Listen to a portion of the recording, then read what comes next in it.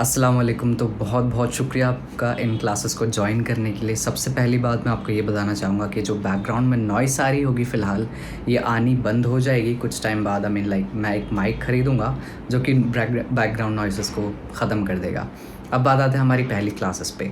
तो सबसे पहले मैं आपसे कहूँगा कि आप नोट्स ना लेना, पहले सुनना, और उसके बाद में अगर आप बोर हो जाओ या आपको बोर फ़ील होने लगे थोड़ा-सा, तो you can take a break. अगर आप 10-5 मिनट बाद थोड़े बोर हो जाओ, 2 मिनट या 5 मिनट का ब्रेक ले सकते हैं ऑब्वियसली, ताकि आपका फ़ोकस बना रहे। और अब हम शुरू करते हैं सूरह अल-फ़ातिहा से, जो कि कुरान की सबसे पहली सूरत है। औज़ु बिल्लाहि मिनश शैतानिर रजीम, बिस्मिल्लाहिर रहमानिर रहीम। अल्हम्दुलिल्लाहि रब्बिल आलमीन, अर्रहमानिर रहीम, मालिकि यौमिद्दीन, इय्याका नअबुदु व इय्याका नस्तईन, इहदिनस सिरातल मुस्तकीम, सिरातल लज़ीना अनअमता अलैहिम, गैरिल मग़दूबि अलैहिम वलद्दाल्लीन। तो ये सूरत हम लिटरली हर एक नमाज में पढ़ते हैं, और चाहे वो औरतें, मतलब दोनों। मुझे उम्मीद है कि हर किसी को, ये लिटरली बच्चों को ये सूरत कम्प्लीटली पता होती है। और ये सूरत सबसे पहली, वन ऑफ द फर्स्ट सूरत है जो कि मुकम्मल एक बार में नाजिल हुई थी या फिर रिवील हुई थी। और जिन लोगों को नहीं पता, मैं उनको इन्फॉर्म करना चाहता हूँ कि जो रेवलेशंस थी, जो अल्लाह की तरफ से, जो गॉड की तरफ से आया करती थी, वो एक एंजल के ज़रिए आया करती थी जिनका नाम था जिब्रील, और क्रिश्चियंस उनको गैब्रियल कहते हैं, या जिब्रील अलैहिस्सलाम, इस्लामिकली उनका इस्लामिक नेम है। क्रिश्चियंस उनको गैब्रियल कहते हैं ऑब्वियसली। तो वो सारी आयत्स को लाया करते थे, और यूजुअली क्या हुआ करता था कि वो टुकड़ों में आती थी। जैसे कुछ आयतें हो गई 2 या 3 सर्टेन नंबर, बट पूरी सूरत नहीं नाजिल होती थी। ये वन ऑफ द फर्स्ट सूरत है जो एक बार में कंप्लीट उतरी थी मोहम्मद सल्लल्लाहु अलैहि वसल्लम पर। और अगर आप इसका जो नाम है ना, जो सूरह फ़ातिहा है, जो फ़ातिहा वर्ड है, अगर उसका आप मतलब देखेंगे तो उसका मतलब होता है कि किसी चीज़ को खोलना, ओपन करना। और ये सूरत कुरान के बिल्कुल शुरुआत में है। ये कुरान को ओपन करती है, लाइक कुरान की शुरुआत होती है इससे। तो बहुत सारे स्कॉलर्स की ये राय है कि ये जो दुआ है, ये अल्लाह ने हमारे लिए उतारी है ताकि हम अल्लाह से दुआ कर सकें गाइडेंस की। और जैसे ही शुरुआत में जो कुरान की जो दुआ है, जो सूरह फ़ातिहा है, हम इसको पढ़ते हैं ना, उसके रिस्पॉन्स में अल्लाह पूरे कुरान को उतारता है कि ठीक है, तूने मुझसे दुआ मांगी गाइडेंस की, तुझे गाइडेंस चाहिए तो मैं तुझे गाइडेंस देता हूँ। और वो गाइडेंस है पूरी किताब जो तुझे आगे पढ़नी है। इसको तुझे फॉलो करना है, और फॉलो सिर्फ लाइक खुद नहीं पढ़ना, दूसरों को भी बताना है। इस सूरत के ना बहुत सारे नाम हैं, और ये ना एक ट्रेडिशन था, अरब कल्चर का एक ट्रेडिशन था इन अ वे कि जो भी चीज़ उनको बहुत पसंद आती थी ना, वो उसके कई सारे नाम रख दिया करते थे। जैसे कि कोई कोई कोई वुमेन हो गई, कोई औरत हो गई, क्योंकि डांसर्स बहुत थी उस टाइम पे, कोई जगह हो गई, या फिर कोई गॉड हो गया, आइडल्स वर्शिप बहुत ज़्यादा होती थी उनकी, या फिर कोई कैमल हो गया, कोई कैमल लाइक कोई रेस का कैमल है, जो रेस करते हैं कैमल्स, उनका इन सब चीज़ों की कोई भी उनको पसंद आती थी, उनके बहुत सारे नाम रख दिया करते थे। तो ये कुछ नाम हैं। सबसे पहला है अल-काफ़िया, अश-शाफ़िया, उम्मुल कुरान और असासुल कुरान। ये सारे 4 नाम हैं, मोस्ट कॉमन नाम है इस सूरत के, और मुझे लगा कि ये बताने आपको ज़रूरी थे। और ये बेसिक इन्फो है जो कि ज़रूरी है आई थिंक देनी। आप इसको सुन सकते हैं, इसको अगर आप याद रखें तो ज़रूरी नहीं है, ये सिर्फ इसके बारे में इंट्रोडक्शन है। और इस कुरान में, और इस सूरत में एक्चुअली में लाइक 7 आयत्स हैं, अगर आप बिस्मिल्लाहिर्रहमानिर्रहीम को इंक्लूड करते हैं। और इस पे भी बहुत सारे स्कॉलर्स की अलग अलग राय है, उसमें हमें नहीं जाना है। तो बेसिकली इफ़ यू इंक्लूड बिस्मिल्लाहिर्रहमानिर्रहीम तो इसमें 7 आयत्स हैं, अगर आप उसको रिमूव कर दें तो इसमें 6 आयत्स हैं। अब बहुत सारे स्कॉलर्स जो हैं वो ये भी बोलते हैं कि आपको इसको पीछे पढ़ना चाहिए, मतलब जब आप मस्जिद में जाते हैं तो जो लड़के या फिर आदमी जो देख रहे हैं, तो जब भी आप मस्जिद में जाएंगे और इमाम के पीछे खड़े होते हैं तो सूरह फ़ातिहा ऑब्वियसली रिसाइट करते हैं। तो बहुत सारे स्कॉलर्स का ये मानना है कि आप जब वो रिसाइट करें तो आप पीछे खामोश खड़े रहें, जस्ट लिसन टू द इमाम। दूसरी राय है कि आप उनके साथ धीरे धीरे पढ़ें। तीसरी राय है कि लाइक मन में पढ़ें, मतलब रिसाइट बोले नहीं। अब इसमें मैं पर्सनली क्या करता हूँ, I just listen to it, क्योंकि एक कुरान की आयत है जिसमें अल्लाह फरमाता है कि जब भी कुरान को पढ़ा जाए तो तुम खामोशी से सुना करो ताकि तुम पर रहम किया जाए। तो ये एक आयत है, और इसी की वजह से आई कीप क्वाइट पर्सनली। अब ना यहाँ से एक्चुअली में तफसीर है इसकी, जो एक्सप्लेनेशन है, जो मीनिंग है इसका। तो ये चीज़ ना मैंने डॉक्टर इसरार अहमद से सीखी थी। उन्होंने कहा था कि कोई भी इंसान पैदा होता है ना इस दुनिया में, उसके पास अगर ये 2 क्वालिटीज़ हैं ना, तो बेसिकली उस इंसान के पास अगर ये 2 क्वालिटीज़ हैं तो वो सीधी राह पे आ गया है। लाइक मोस्टली उसकी गाइडेंस का काम हो गया। और वो 2 क्वालिटी सबसे पहले ये है कि वो लस्टफुल ना हो। लस्टफुल ना भाई, चाहे वो मर्द हो चाहे औरत हो, अगर उसका जहन ठीक है इन अ वे कि कोई भी औरत जा रही है कोई भी मर्द जा रहा है तो वो उसको रिस्पेक्ट की नज़रों से देखे, इज्जत देखे। ऐसे ना सोचे कि he that person just to wants to sleep with them, ऐसा नहीं। और सेकंड थिंग कि वो इंसान उसको ये बिलीव हो कि इस पूरी कायनात का जितना भी ये यूनिवर्स बना हुआ है, अगर इसको बनाया ना तो किसी एक एंटिटी ने बनाया। इसके बहुत सारे खुदा नहीं हो सकते। एक तो लस्टफुल ना हो और उसको ये बिलीव हो कि इस पूरी कायनात का जो मालिक है वो एक हो सकता है, एक से ज़्यादा नहीं। अगर इतना किसी को समझ आ गई तो उसके बाद में उसको और ज़्यादा नॉलेज की ज़रूरत होगी कि ठीक है, दिस इज़ मी, मेरा पर्पस क्या है। ये क्वेश्चन ऐसे होते हैं कि लिटरली हर कोई कंफ्यूज हो जाए। एग्जिस्टेंशियल क्राइसिस से लोग गुजरते हैं। मैं क्यों हूँ यहाँ पे, मैं क्या करने आया हूँ, मेरा मकसद क्या है, मुझे क्या करना है, लाइक व्हाट्स माई पर्पस। और इसी चीज़ के लिए ये 2 बेसिक अंडरस्टैंडिंग होने के बाद कि यू आर नॉट लस्टफुल, कि आपको खुद के डिज़ायर्स पे कंट्रोल हो और आप ये बिलीव करो कि इस पूरी कायनात का एक ही खुदा हो सकता है, एक ही क्रिएटर हो सकता है। तो उसके बाद में जो गाइडेंस चाहिए होगी ना, वो गाइडेंस इस सूरत से शुरू होती है। और इसी से ही एक जो बंदा होता है, जो बिलीवर होता है, वो अल्लाह से दुआ करता है कि ठीक है अल्लाह, मेरे पास एक बेसिक अंडरस्टैंडिंग है कि तू एग्जिस्ट करता है, या फिर ए खुदा, यहाँ पे नाम भी नहीं ले रहा मैं अल्लाह का, ए खुदा तू एग्जिस्ट करता है तो मुझे रास्ता दिखा। मुझे नहीं पता कि मैं आगे जाके कहाँ पे एंड अप होऊंगा, मुझे क्या करना, I do not know anything, so you guide me, I need your guidance. क्योंकि अगर मैं ख़ुद की अकल पे चलूँ तो ऑब्वियसली मैं गलत हो सकता हूँ, मैं किसी और की अकल पे चलूँ तो वो इंसान है, वो भी गलत हो सकता है। तो जिसने इस पूरी कायनात को बनाया है ऑब्वियसली उसको पता होगा सबसे बेहतरीन और सबसे बेस्ट तरीका क्या है जीने का और अपनी ज़िंदगी को बिताने का। तो सबसे पहली, अगर आप इसको आयत इंक्लूड करते हैं या नहीं करते, डज़ नॉट मैटर, बट शुरुआत होती है बिस्मिल्लाहिर्रहमानिर्रहीम से। तो शुरू करता हूँ अल्लाह के नाम से जो कि सबसे ज़्यादा रहम करने वाला है, निहायत रहम करने वाला है। तो ये ना सबसे ज़्यादा इम्पॉर्टेंट इसलिए है कि देखिए, अल्लाह के ना 99 नेम्स हैं, 99 नेम्स कह सकते हैं, उनको क्वालिटीज़ या एट्रीब्यूट्स कह सकते हैं, बट अल्लाह चूज़ करता है, ख़ुद को इंट्रोड्यूस करता है किस चीज़ से, रहमान और रहीम से। वो चाहता था ख़ुद को गुस्से में वाला भी दिखा सकता था, या फिर बहुत ज़्यादा एरोगेंस दिखा सकता था, बहुत ज़्यादा selfish, anything you name it, बहुत ज़्यादा रातफुल, गुस्से वाला। बट अल्लाह चूज़ करता है कि मैं कुरान की शुरुआत करूँगा कि मैं कितना ज़्यादा रहम करने वाला हूँ, मैं कितना ज़्यादा मर्सीफुल हूँ।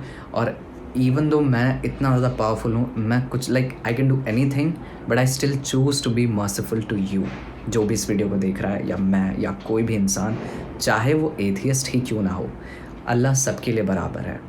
सेकंड वर्स में आता है कि अल्हम्दुलिल्लाहि रब्बिल आलमीन, की सभी तारीफ़ें अल्लाह की हैं जो इस पूरी तमाम कायनात का, इस पूरे जहान का परवरदिगार है। अब यहाँ पे परवरदिगार का, गॉड का या फिर खुदा का मतलब होता है कि जो आपको खाना दे, आपकी हिफाजत करे, आपको गाइड करे, आपको प्रोटेक्ट करे, आपको लिटरली सस्टेन करे। और सिर्फ आपको नहीं, इस पूरे यूनिवर्स में हर किसी को, उनको खाना दे, उनको सस्टेन करे, उनको सब चीज़ उनकी देख रेख करे। और यही रीज़न है कि सब तारीफ़ें अल्लाह की ही हैं। यहाँ पे 2 चीज़ें हैं कि एक है तारीफ़ हम अल्लाह की कर रहे हैं, और दूसरा वर्ड है कि तारीफ़ें ही अल्लाह के लिए। इन दोनों में फ़र्क ये है कि आप किसी की तारीफ़ कर सकते हो, बट कोई एक ऐसी एंटिटी हो जो परफेक्ट हो। मेरे में कमियां हैं, आप में कमियां हैं, इस पूरे यूनिवर्स में कमी है, कोई भी परफेक्ट नहीं है। इवन ब्लैक होल्स जो हैं वो भी एक सर्टेन टाइम आने पे मर जाएंगे, बट अल्लाह परफेक्ट है। तो अगर कोई ऐसा कोई एंटिटी है तो वो खुदा है जो कि डिज़र्व करता है तारीफ़ करवाना। और इसीलिए अल्लाह ख़ुद को यहाँ से बोलता है कि इसकी शुरुआत यहाँ से करता है कि वो सबसे ज़्यादा रहम करने वाला है, और उसके बाद अगर किसी की आप तारीफ़ करोगे तो वो अल्लाह की करोगे। और सेकंड रीज़न ये है कि ये एक दुआ है, जैसे कि मैंने बताया आपको। तो अगर आप किसी से कोई रिक्वेस्ट करते हो तो थोड़ा सा उसको मस्का लगाते हो। अब यहाँ पे मस्का आप सोचोगे कि यार आप मतलब से तो बोल रहे हैं ना, तो हाँ बिल्कुल ये मतलब है। हम अगर अल्लाह से मतलब नहीं रखेंगे तो किससे रखेंगे? यहाँ पे 2 सिचुएशन हो सकती हैं, या तो आप अल्लाह की इबादत करो अपने मतलब से, उसमें कोई प्रॉब्लम नहीं है क्योंकि अल्लाह ने वो हमें हक दे रखा है। दूसरी है कि अल्लाह की इबादत करो क्योंकि अल्लाह डिज़र्व करता है वर्शिप करना, और उसने आपको बनाया है। ये ज़्यादा बेहतर होगा। और मैं ये 1-2 साल पहले मैंने ऐसा सोचना शुरू किया था कि मैं अल्लाह की इबादत करूँगा, इसलिए नहीं कि मैं मुसलमान हूँ, not for those reason, but क्योंकि अल्लाह डिज़र्व करता है मेरी इबादत को, और उसके अलावा ऐसा कोई भी नहीं है जो मेरी वर्शिप को डिज़र्व करे या मैं अपना सर उसके आगे झुकाऊँ। कोई डिज़र्व नहीं करता खुदा के अलावा। और यहाँ पे जो हम्द का जो वर्ड है ना, हम्द है कि शुक्रगुज़ार होना। शुक्रगुज़ार उन चीज़ों के लिए जो अल्लाह ने हमें अता की हैं, जैसे कि हमारी बॉडी, ये दुनिया, या हम पानी पीते हैं, छोटी-छोटी ब्लेसिंग्स जिनको हम ग्रांटेड लेते हैं। ऐसी बहुत सारी चीज़ें, अगर हम अपनी बॉडी खुद के अंदर देखें ना, हमारी बॉडी इतनी ज़्यादा कॉम्प्लेक्स है कि हमारी जितनी कॉम्प्लेक्स बॉडी है ना, हमारे से ज़्यादा किसी और ऑर्गेनिज़्म की नहीं है। पूरी दुनिया में हम सबसे ज़्यादा कॉम्प्लेक्स हैं। तो ऐसी छोटी-छोटी ब्लेसिंग्स के लिए हम अल्लाह का शुक्र अदा करते हैं। और यहाँ पे एक और चीज़ इम्पॉर्टेंट है कि जब हम यहाँ पे तारीफ़ कर रहे हैं ना अल्लाह की, तो वो अल्लाह को हम प्रेज़ करने के लिए कर रहे हैं। हमारी तारीफ़ करने से वो तारीफ़ मुकम्मल नहीं हुई है, क्योंकि कुरान में अल्लाह कहता है कि अगर पूरी दुनिया के समंदर हैं, वो अगर स्याही हो, इंक हो, ठीक है, पूरी दुनिया के ओशन इंक हो, और पूरी दुनिया में जितने भी दरख्त हैं, पेड़ हैं, ट्रीज़ हैं, वो कलम हो, वो पेन हो, तो वो जो स्याही है ओशन की, वो ख़त्म हो जाए, मगर अल्लाह की तारीफ़ें ख़त्म ना हो, ये अल्लाह ख़ुद कहता है। तो ये I mean like you can imagine, अगर आप किसी का इंट्रोडक्शन दें तो obviously I mean it's God, तो यू नो हमारी सोच से आ गया। तो इस वजह से कि हम तारीफ़ कर रहे हैं, हमारी तारीफ़ करने से तारीफ़ पूरी नहीं हुई है, मगर हम शुक्रगुज़ारी के लिए, हम्द के लिए, शुक्रगुज़ारी के लिए, ग्रेटफुल होने के लिए अल्लाह की तारीफ़ कर रहे हैं। अल्लाह डिज़र्व करता है। और तारीफ़ और किसकी करोगे if you don't praise God, क्योंकि पूरे जहान का जो मालिक है, परवरदिगार है, वो अल्लाह है। आप उसको खुदा बोल सकते हैं, परवरदिगार बोल सकते हैं, गॉड बोल सकते हैं, सस्टेनर, मेंटेनर, एवरीथिंग। अर्रहमानिर रहीम, द मोस्ट कंपैशनेट, सबसे ज़्यादा रहम करने वाला अल्लाह। और ये ना कुरान में भी आपको एक न्यूमेरिकल मिरेकल मिलेगा कि जो कुरान में जो लफ्ज़ है ना रहम का, वो सज़ा से 2 गुना है। लाइक अगर जो पनिशमेंट का जो वर्ड है ना, गुस्से का, कि अल्लाह किसी को पनिश करे, उससे ज़्यादा माफ़ी का, मर्सी के जो रहम का जो लफ्ज़ है, वो 2 गुना है कुरान में। तो अल्लाह की जो रहमदिली है, नरमी है, वो ओवर पावर करती है अल्लाह के गुस्से को। और ये उसी चीज़ को मैं बता रहा था कि अल्लाह अगर चूज़ करता तो ख़ुद को बहुत ज़्यादा गुस्से वाला शो कर सकता था, बट नहीं, अल्लाह ने ख़ुद जानबूझ के चूज़ किया कि वो बहुत ज़्यादा रहम करने वाला है। मालिक यौमिद्दीन, master of the judgment day, कि क़यामत के दिन का मालिक। अब यहाँ पे जो एक लफ्ज़ है ना, मालिक यौमिद्दीन, जो दीन लफ्ज़ है, उसका मतलब है बदला।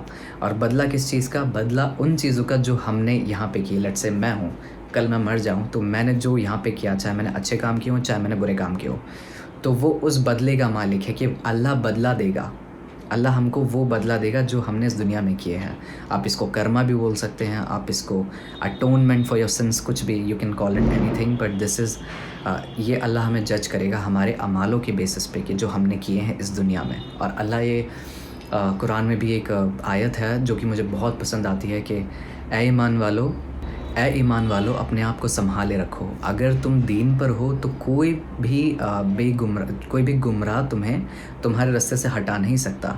और जब तुम मर जाओगे और अल्लाह की तरफ जाओगे तो अल्लाह तुम्हें उस चीज़ का बदला देगा। ये कुरान, ऐसी बहुत सारी आयतें हैं कुरान में जो इस चीज़ को रेफरेंस करती हैं कि इस दुनिया में हम एक सर्टेन टाइम के लिए हैं। और एक और चीज़ को रेफरेंस करती हैं कि लेट्स सपोज़ कि हम वे डाई, ठीक है, अल्लाह तो हमें और एक और चीज़ को रेफरेंस करती है जो कि बहुत ज़्यादा इंपॉर्टेंट है, वो ये है कि इस दुनिया में हमारा लिमिटेड टाइम है।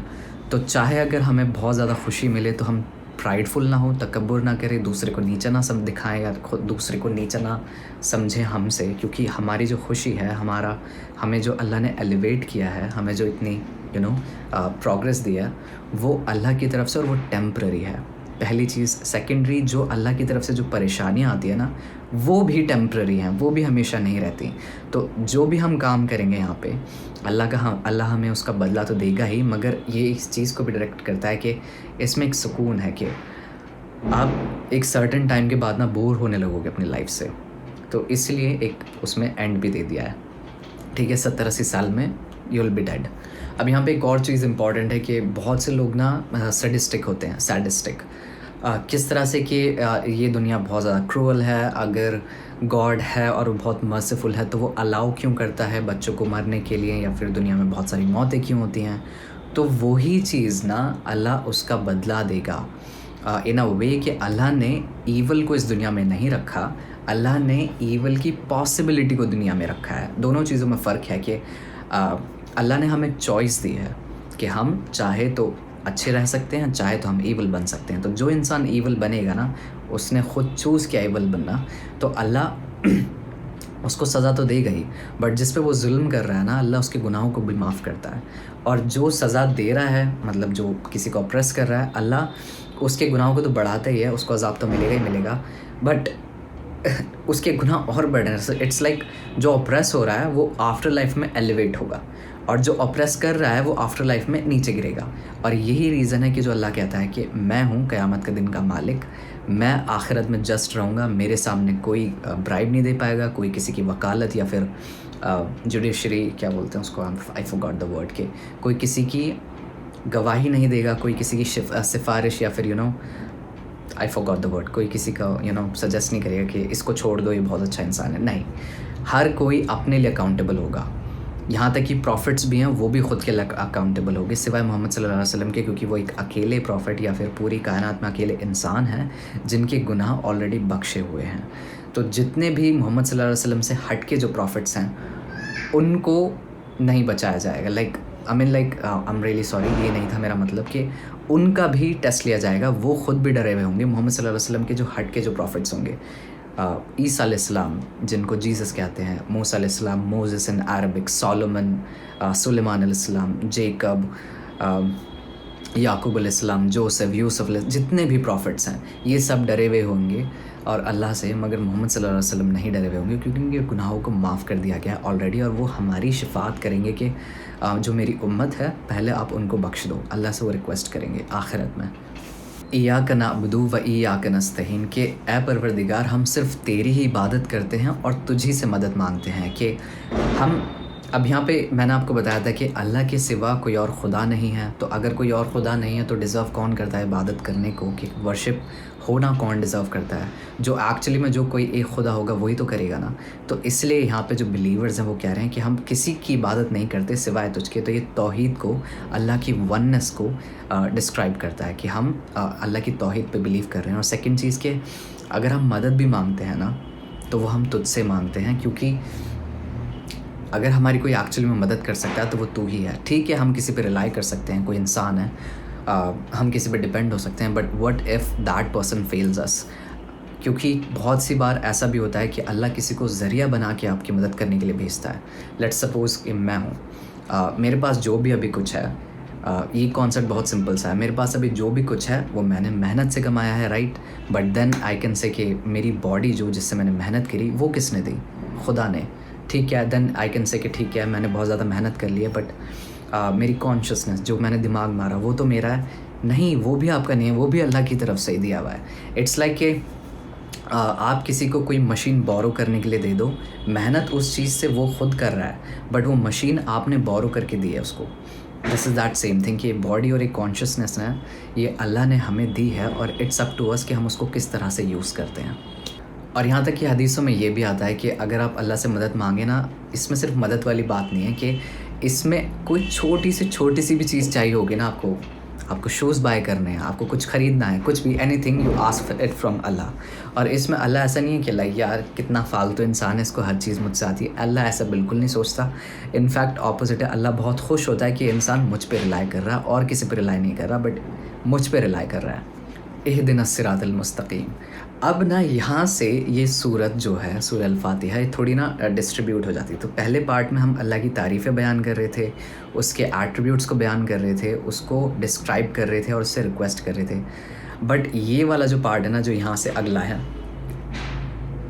यहाँ पे हम अपनी दुआ मांगेंगे अल्लाह से कि हमें क्या चाहिए।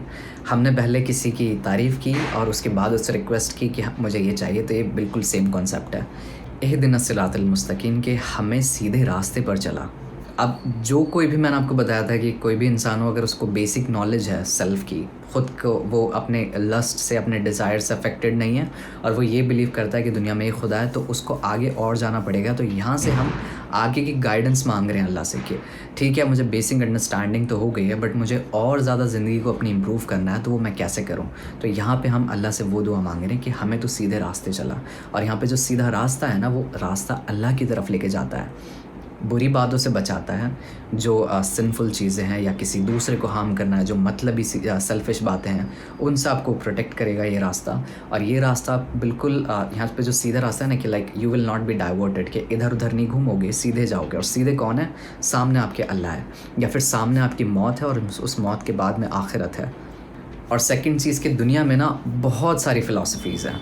एथियज़म है, सैडिस्टिक लोग हो गए, मैलिशियस लोग हो गए, साइकोपैथ्स हो गए, नार्सिसिस्ट लोग हो गए, बहुत सारी फ़िलासफ़ीज़ हैं। प्रॉब्लम ये आती है कि जो फ़िलासफ़ीज़ है ना, ये मैन मेड हैं। अब मैन मेड भी ना, मैं आपको इसमें एक डिफरेंस बता देता हूँ। एक होती है सब्जेक्टिव मोरालिटी, एक होती है ऑब्जेक्टिव मोरालिटी। अगर इसको मैं सिंप्लीफाई करूँ ना बहुत शॉर्ट में, सब्जेक्टिव कुछ भी चीज़ जो इंसान के ख़ुद के इंटेलेक्ट से डिसाइड किया हुआ हो, उसकी ख़ुद की अकल से, उसकी ख़ुद की सोच से डिसाइड की गई हो। जैसे कि मैं चूज़ करता हूँ मेरे अकॉर्डिंग ये चीज़ कैसी है, तो वो मेरी अपनी ख़ुद की हो गई। बट एक ऑब्जेक्टिव मोरालिटी होती है कि वो चीज़, जो उस चीज़ की एक्चुअल डिस्क्रिप्शन है वो रहेगा, मेरे बोलने से वो चेंज नहीं होगा। लेट्स सपोज़ कि अगर ये ईयरबड्स हैं, अगर मैं बोलूँ कि ईयरबड्स नहीं है, ये ईयरफोन्स है, ये लीड वाली ईयरफोन्स है, बट मैं बोल रहा हूँ, मेरी चॉइस अलग नहीं हुई है, तो मेरी जो थिंकिंग है, मेरी ओपिनियन है, वो सब्जेक्टिव मेरी खुद की है। बट ये ऑब्जेक्टिविटी क्या है कि नहीं, ये ईयरबड्स हैं, मेरे बोलने से ये चेंज नहीं होंगे। तो जो बाकी सोचे हैं, जो बाकी थिंकिंग है, या जो दुनिया के बाकी के रास्ते, एथियज़म, ये सारी चीज़ें, ये मैन मेड हैं। इंसानों ने अपनी ख़ुद की अकल के हिसाब से इनको चूज़ किया है। बट जो कुरान है वो ऑब्जेक्टिव मोरालिटी है। जिस परवरदिगार ने पूरी कायनात को बनाया है, उसने आपको एक जीने का तरीका बताया, तो वो गलत हो ही नहीं सकता, क्योंकि अल्लाह रहमान और रहम कर लाइक सबसे ज़्यादा रहम करने वाला है। तो ऐसा हो ही नहीं सकता कि अल्लाह हमारा बुरा चाहेगा, और अगर कोई इंसान बुरा करेगा तो अल्लाह उसको बाद में जज भी करेगा। और यहाँ पे एक और चीज़ मैं आपको बताना चाहूँगा, ये ना थोड़ा मे बी लाइक शायद बाकी लोग ना जानते हों। जो कुरान है ना, वो ये कहता है कि ये जो कुरान जो रास्ता दिखाता है, ये कुरान की एक आयत है कि ये कुरान जो रास्ता दिखाता है वो सबसे ज़्यादा सीधा है। इसका ये मतलब है कि जो बाकी रिलीजन्स हैं, ऐसा नहीं है वो कम्प्लीटली गलत हैं, कम्प्लीटली फॉल्स हैं। सच्चाई उनमें भी है, अच्छी बातें उनमें भी कही गई हैं, बट उनमें कॉन्ट्रडिक्शंस हैं, उसमें टाइमलाइन इश्यूज़ हैं, उसमें आइडल वर्शिपिंग है, या फिर उसमें किसी इंसान को पूजने की बातें, और भी बहुत सारी चीज़ें हैं जो कि आप it does not make sense. But Quran जो रास्ता दिखाता है ना, आप कंपेयर कर सकते हो। कंपैरेटिव रिलीजन की एक अलग स्टडीज़ होती है, मैंने नहीं पढ़ी, बट एक जनरल बात बता रहा हूँ। आप जब इस्लाम को बाकी रिलीजन से कंपेयर करोगे ना, Islam is the most practical and logical thing. तो यहाँ जब हम अल्लाह से दुआ कर रहे हैं कि guide us to the straight path, कि हमें सीधे रास्ते चला, तो हम ये भी दुआ कर रहे हैं कि अगर मैं भटक जाऊँ आगे जाके, कभी इधर उधर हो जाऊँ, एक मीम थी लाइक इधर उधर हो जाता तो अगर मैं भटक जाऊँ, कहीं इधर उधर हो जाऊँ, तो मुझे सीधे रास्ते पे तो खुद लेके आना। कि फॉर सम रीज़न्स अगर मैं अपनी सोच के हिसाब से, किसी भी रीज़न के हिसाब से मैं इधर उधर चला जाता हूँ, तो प्लीज़ गाइड में मुझे पकड़ के सीधे रास्ते पे लगा देना कि नहीं, ये गलत चीज़ है, तुझे सीधा होना है। Like you need to go in the right direction. सिरातल लज़ीना अनअमता अलैहिम गैरिल मग़दूबि अलैहिम वलद्दालिन, कि हमें उन लोगों के रास्ते चला जिन्होंने जिनसे तू खुश है, जिन्होंने तुझे प्लीज़ किया, जिनको तुझे तू अच्छा लगता है, उनके रास्ते चला, और उन लोगों के रास्ते नहीं चला जो गुमराह हैं। अब यहाँ पे अल्लाह को किसने प्लीज़ किया है, अल्लाह किन लोगों से खुश है, तो यहाँ पे आते हैं कि जो नबी थे, अल्लाह के रसूल थे, वो सिद्दीकीन थे, सहाबा थे, ठीक है, शुहदा थे, और एक कोई उसके बाद सबसे लाइक लो भी नहीं बोलूँगा, सबसे बाद में, लो नहीं कह रहा मैं, सबसे बाद में आखिर में आते हैं नॉर्मल पीपल, जैसे कि हम लोग कुछ भी अच्छा काम करते हैं, तो इन लोगों के रास्ते चला। रास्ते जैसे कि इब्राहीम अलैहिस्सलाम से आप इंस्पिरेशन ले सकते हैं, मूसा अलैहिस्सलाम से ले सकते हैं, ईसा अलैहिस्सलाम से, मोहम्मद सल्लल्लाहु अलैहि वसल्लम, जितने भी प्रॉफिट्स हैं ना, आप उनकी लाइफ से इंस्पिरेशन ले सकते हैं कि उनकी ख़ुद की जजमेंट क्या थी, उनके रिजॉल्व क्या थे, वो किस तरह से अपनी प्रॉब्लम्स को सॉल्व किया करते थे। हमें उन लोगों के रास्ते चला, जिस तरह से तूने उनको गाइड किया था ना, गाइडेंस दी थी और बुराइयों से बचाया था, उसी तरह से तू हमें भी गाइडेंस दे और सीधे रास्ते पर चला। और उन लोगों के रास्ते मत चला जो गुमराह हैं, भटके हुए हैं, या जिन्होंने तेरा गुस्सा कमाया, जिन्होंने तुझे गुस्सा किया। ये लोग कौन हैं? तो यहाँ पे 2 कैटेगरी आती हैं। सबसे पहली वो चीज़ कि जिन्होंने बिलीव किया इस्लाम पे बिलीव करने के बाद में उन्होंने दिल से एक्सेप्ट कर लिया कि ठीक है, इस्लाम एक बहुत सच्चा रिलीजन है। They have in their heart कि हाँ, ये सच है, ये सच्चाई है, बाकी चीज़ें झूठ हैं और यही चीज़ सच्ची है। उन्होंने, उनके दिल को ये बिलीव भी करते हैं और ये मानते भी हैं, और उनको ये इंटेलेक्चुअल भी पता है कि हाँ, this is the truth. But for some reason, अपने ईगो की वजह से, अपने सेल्फिशनेस की वजह से, अपने मतलब पने की वजह से, या फिर किसी भी रीज़न की वजह से, दुनिया की किसी कुछ पैसे कमाने के लिए, anything, they intentionally choose to leave Islam after accepting it, कि इस्लाम को एक्सेप्ट करने के बाद रिजेक्ट कर दिया कि नहीं, मैं इसको फॉलो नहीं करता। उन लोगों के रास्ते में चला, क्योंकि ये लोग हिपोक्रेट्स हो गए कि आपने कोई चीज़ एक्सेप्ट की बट आपने दोगलापना कर दिया, उस चीज़ को छोड़ दिया। इन लोगों के रास्ते में चला। और इसके अलावा एक वो लोग होते हैं जो कि अपने बिना ईगो में, बिना तकब्बुर में आए हुए, बिना और किसी रीज़न के गुमराह होते हैं। और वो क्या रीज़न होते हैं? इमोशनल हो जाते हैं वो बहुत ज़्यादा। इमोशंस में आके कोई इंसान बहुत ज़्यादा गुस्सा होता है, किसी का मर्डर कर सकता है, किसी का रेप कर सकता है, किसी की चोरी कर सकता है, किसी को स्टैप कर सकता है। और बाकी रीज़न है कि कोई इंसान किसी से इन्फ्लुएंस हो जाए, हार मान जाए, कोई किसी से ब्लैकमेल हो जाए, किसी से मैनिपुलेट हो जाए। तो ये गुमराही सॉफ्ट वाली है थोड़ी। लाइक आप किसी अपनी खुद के इंटेलेक्ट की वजह से गुमराह नहीं हो रहे, बट बाहर की चीज़ों की वजह से, लाइक अपने इमोशंस की वजह से आपको कोई ब्लैकमेल कर रहा है, या फिर कोई ऐसी सिचुएशन क्रिएट होगी जिसकी वजह से आपने इस्लाम को फॉलो करना बंद कर दिया। या फिर लेट्स से कि कोई लड़की हिजाब पहन के ऑफिस में जाती थी, बट बिकॉज ऑफिस वालों ने बोला कि आप हिजाब पहन के नहीं आ सकते, इसका जॉब का एक ड्रेस को, इस ऑफिस का एक ड्रेस कोड है। तो यहाँ पे अगर वो दुआ करेगी कि मुझे उन लोगों में से ना बना जो कि भटक गए या गुमराह हो गए, यहाँ पे अल्लाह उस लड़की को, अगर वो बिलीव करेगी, तो वो अल्लाह उस लड़की को ऐसी जॉब देगा जहाँ पे वो ऑफिस एनवायरनमेंट हिजाब को अलाउ करता है। This is that thing. अब यहाँ पे ना एग्जांपल दूँ गुमराही की, तो 2 लोगों में गुमराही होती है। एक है यहूदी इसराइलाइट्स, या फिर जो इज़राइल करंट कंट्री में, कैसे कि जब उन पे जितने भी पैगंबर अल्लाह ने भेजे थे, उन्होंने इस्लाम को एक्सेप्ट किया, किताब पे बिलीव किया, मगर बाद में जाके इंटेंशनली उसको दे डिसोन्ड इट कि नहीं, हमें फॉलो नहीं करना। उन्होंने किताबों को ख़ुद बदला, अपने मतलब के लिए चेंज किया, और जिस तरह से उनकी सोसाइटीज़ प्रोग्रेस करती रही, क्योंकि कोई भी कंट्रीज़ होगी, जैसे जैसे टाइम बढ़ता है तो सोसाइटी चेंज होती है, उसके लॉज अलग क्रिएट होते हैं, कल्चर अलग क्रिएट होता है। जैसे कि आज से 100 साल पहले लोग अलग तरह से कपड़े पहनते थे, जो सोसाइटल नॉर्म्स थे वो अलग थे, और आज के टाइम पे कम्प्लीटली अलग है। तो जिस तरह से उनकी सोसाइटी चेंज होती रही ना, बिना अल्लाह की इजाज़त के उन्होंने अपनी किताबों में फेरबदल की। अब जैसे कुरान है 1400 साल पहले जैसे था, वो आज भी वैसे ही कम्प्लीटली एग्जैक्टली सेम है, उसमें चेंज नहीं हुआ। बट इज़राइलाइट्स ने क्या किया, अपने एडवांटेज के हिसाब से, अपने मोटिव्स के हिसाब से उन्होंने अपनी किताबों को बदला। और दूसरा यहाँ पे एग्जांपल है जो मैं बोल रहा था कि अगर कोई इंसान तकब्बुर में ना आके, एरोगेंस में, या फिर प्राइड में, या फिर ईगो में ना आके अगर गुमराह होता है, तो वो दूसरे हैं क्रिश्चियंस। कैसे कि वो इमोशन, मैंने बोला था कि कोई इमोशन से इन्फ्लुएंस होकर गुमराह हो जाए। वो क्या करते हैं क्रिश्चियंस कि वो ईसा अलैहिस्सलाम को या जीसस को अल्लाह का बेटा कहते हैं, अस्तगफिरुल्लाह। तो अब यहाँ पे वो ये कह सकते थे कि ठीक है, आप अल्लाह के नबी हो, बट वो उनसे इतनी ज़्यादा, लेट से कि कोई इतनी ज़्यादा मोहब्बत करते हैं कि वो नबी की जगह बोल देते हैं कि नहीं, ये अल्लाह के बेटे हैं। You are getting me? के वो ईगो में नहीं आ रहे, वो मोहब्बत कर रहे हैं, मगर किसी गलत चीज़ से मोहब्बत कर रहे हैं जो उनकी नहीं करनी चाहिए। क्योंकि अल्लाह कुरान में कहता है कि दुनिया में ऐसे कुछ लोग हैं जो कि अल्लाह से, यानी गैरुल्लाह से, अल्लाह से अलग, अल्लाह से सिवा बाकी लोगों से मोहब्बत करते हैं इतनी जितनी कि अल्लाह से करनी चाहिए, जो गुमराह लोग हैं। यहाँ पे वो हैं जो कि सबसे टॉप पे आपको अल्लाह को रखना चाहिए, और मैं रीज़न बताऊँगा क्यों।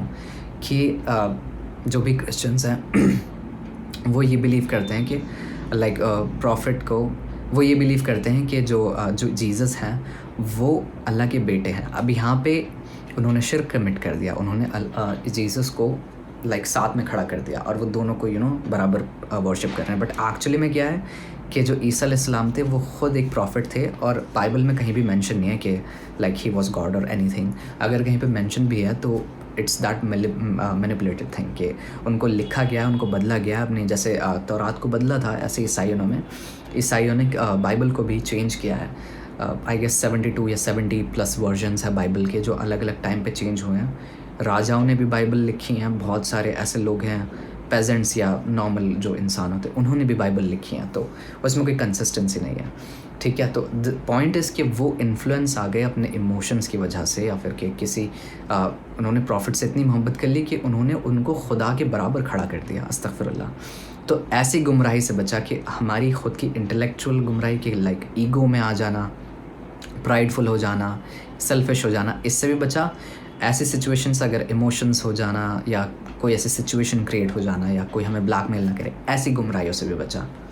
तो दैट्स इट, ये तफसीर थी। आई नो ये वाला लेक्चर बहुत ज़्यादा लंबा था, और आगे के जो लेक्चर्स होंगे ना वो इतने ज़्यादा लंबे नहीं होंगे। मेरे हिसाब से कोशिश करूँगा मैं कि वो 10 to 15 मिनट्स ही रहें, इससे ज़्यादा मैं लंबी करूँगा नहीं, क्योंकि मैं चाहता था कि ये जो सूरह फातिहा है बहुत ज़्यादा इंपॉर्टेंट है, और मैं ऐसा नहीं चाहता था कि बिल्कुल भी इसको मैं थोड़ा लाइटली लूँ या कुछ भी नहीं। मैं इसको बहुत अच्छे से करना चाहता था, आई गेस मैंने किया। अगर आपको कोई भी बैकग्राउंड में इन्फ्लुएंस, आपको बहुत ज़्यादा नॉइस इन्फ्लुएंस मिला हो तो आई एम रियली सॉरी। ये चीज़ फिक्स हो जाएगी जब मैं कोई नया दूसरा एक दो दिन में दूसरा मैं माइक बाय कर लूँगा, वो नॉइस को कैंसिल कर देगा अपने आप। और मैं बहुत ज़्यादा मैं जानना चाहता हूँ आपको ये पहली क्लास कैसे लगी, तो प्लीज़ लेट मी नो। और अगली में मिलते हैं, कल हमारा ज़ूम लाइव होगा, तो यहाँ पे आपके जो भी डाउट है ना आप मुझे कल पूछ सकते हैं ज़ूम के लाइव में, और हम मंडे से शुरू करेंगे अब इंशाल्लाह। बहुत बहुत शुक्रिया आपका ज्वाइन करने के लिए।